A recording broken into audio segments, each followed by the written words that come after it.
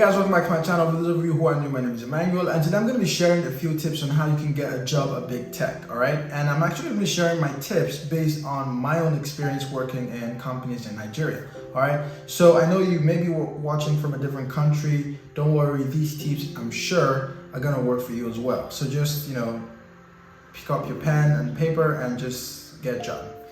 So the first tip I have for you is basically to refine your skills, all right? So imagine you want to work in big tech. There are, like thousands of people in your city maybe, or even millions of people around the world that want to work in the same company as well. So the competition is definitely going to be higher. So how can you, be better? You have to be better. You have to increase improve your skills. You have to, learn. You have to even develop extra skills that don't necessarily relate to the job description. So for example, if we're talking about an iOS developer role, and now you know iOS development with Swift, and then you have additional knowledge with Objective-C or with Swift UI, then you're going to have an advantage, all right, over other applicants. So that's the first thing you need to do. If you know you want to work in big tech, then you have to improve your skills, okay? And when I talk about skills, I don't only mean like technical skills, but you also have to improve your soft skills. You have to learn to communicate, you have to learn to collaborate. And big tech companies are not just concerned with your technical skills, but they also want to know that you are not toxic to work with, all right? Now, the second tip I have is for you to revamp your profile. So let's say you took a few months or a few years to basically improve your skills. The next thing you want to do is to actually show the world that you know these things. So if you want to apply to a big company, then I would just highly recommend that you just take a moment, clean out your resume, make sure that you have all of your skills properly outlined, especially skills that relate to the job role that you're trying to get, right? So go ahead, write everything out. And, especially for something like your LinkedIn profile, right? You have to make sure that you have a good picture because, whether we like it or not, when you look at people, the first impression actually matters. So you want to make sure that your picture looks good. You want to make sure that you are professional. So you don't want to be, I don't know how to describe a not professional picture, but if you look sharp, it's just going to be better, right? Then you have a good, or just write a good bio or description of who you are, your values, and again, the skills that you have to offer. Then even apart from that, while you were learning and building your skills, hopefully you were able to develop some projects, right? So you also want to leave links to your project. You want to basically show apps that you were able to build using the knowledge that you have. And this actually goes a long way. Now, if recruiters were maybe surfing or doing a random search of certain keywords on maybe LinkedIn, for example, then your name will probably pop up, and then they go through your profile and they see that you look like a good fit, and then you have a chance to actually interview, right? So it's actually very important for you to, just clean up your profile. Some people have like portfolio websites where they have a list of links to various things that they've worked on. That's good, even though I don't have one, but that also, helps keep your achievements or your accomplishments in order, right? So after that, imagine that now you're ready, you are ready both mentally, and your resume actually properly portrays who you are. Now you want to apply to a big company or a big tech company. And I think the next thing you need to do is to go over to their careers page. So you want to go to their careers page, see the job roles that are available, see if any of them matches your search, whatever you're looking for. Just go ahead, check all of them. Check Microsoft, Apple, just check everything. Even more big tech companies in your country or your city, right? So just go ahead and check their careers page. You can also turn on notifications on LinkedIn based on some criteria, right? And so you can, just receive, notifications whenever new job roles are posted. So now that you've done that, the next thing you have to do is just apply. So just send out your resume, and just apply to all these jobs. And there's actually one thing I like to do is when I go through the job description, I don't 100% match it, right?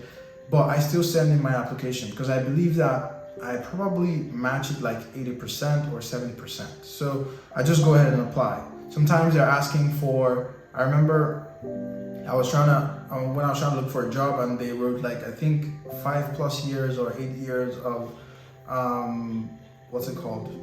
iOS experience. And the other requirements were things I knew. So they were saying, okay, maybe you have experience with unit testing, you had experience with deployment and all those things. I felt like I had those experiences, but I definitely didn't have up to 8 years of experience. But no, I did not send my CV. So I definitely sent it in.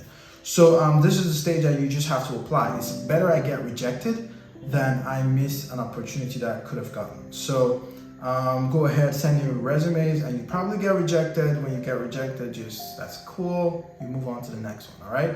Now, the next thing I like to do is, after I've sent out resumes or after I've sent out my applications, or even before I send out my applications, one thing that is very important or really helpful is to try to reach out to people within the team, all right? So I remember this time I was trying to apply to Softcom.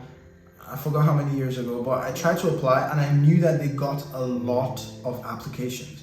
But what I did was I didn't know this person, but I heard of someone that was also like part of the recruitment, right? And I sent in my application to, the careers email, and I copied that email, all right? And because I did that, the person also received my application in the personal inbox, right? And just like that, I was able to get the invite to even start the process. So it can be really helpful if you just take a few moments and just go to LinkedIn. LinkedIn is like really helpful. Go to LinkedIn, search for the company name, go and see the employees, look for someone who is probably in the iOS, since we're talking about iOS, someone who is an iOS developer in the company. You can just send a connect request and just send a direct message. I'm trying to apply for this role. Do you think you could, maybe, I don't know how you want to do it, but you can just go ahead and ask, right? Just be polite and ask if this person could maybe just redirect you to someone who could at least take a look at your resume. And this can, it can be life-changing, okay? So just take a few moments, don't just lay back, but if you can find someone that's in the team or in the company at least, you can just use the connection to get a nudge, right? Just to get the chance to interview. Because remember, this is big tech. There are a lot of people that are applying to these companies. So you're trying to do everything possible to at least get the chance to start the process, okay? Now that you've gotten the chance to interview, let's say you sent out all those resumes, you reached out to people internally, and then they say, okay, Emmanuel, I've seen your resume, I've heard all the noises, so here, come to the company or come to the organization or just take this assessment and let's get started. Now it is time for you to pass the interview, okay? So this is the time where you have to, go ahead and, hopefully before you actually start applying, you were also, preparing for the interviews, but just make sure that you pass the interview, all right? And when you pass the interview, hopefully you get an offer, and then you get into the onboarding. And I should release a video talking about how to prepare for iOS interviews, maybe sometime in future. But let's say that you have passed the interview, it's time, you've been hired, it's time for you to onboard into a new code base. I actually have a video I'm gonna leave right here where you can go and learn how you can onboard yourself into a new code base, okay? So that's basically it. Just follow these processes, and I'm sure that you're gonna be able to get a job in big tech. But remember, this is not an easy process. It seems simple, but it definitely is going to take a lot of studying, a lot of interviews, maybe a lot of rejections, maybe, but it definitely is possible. Because one thing you would find out is when you get into these big tech companies, you would realize that everyone is basically just normal. Like there's nothing crazy about anyone, right? Everyone is just, we're all developers, okay? So yeah, that's actually it. My tips for you to get a job into a big tech company in whatever city you are. Hopefully you found some value in this. If you did, go ahead and smash the like button. If you haven't subscribed, then subscribe already. See you guys in the next video.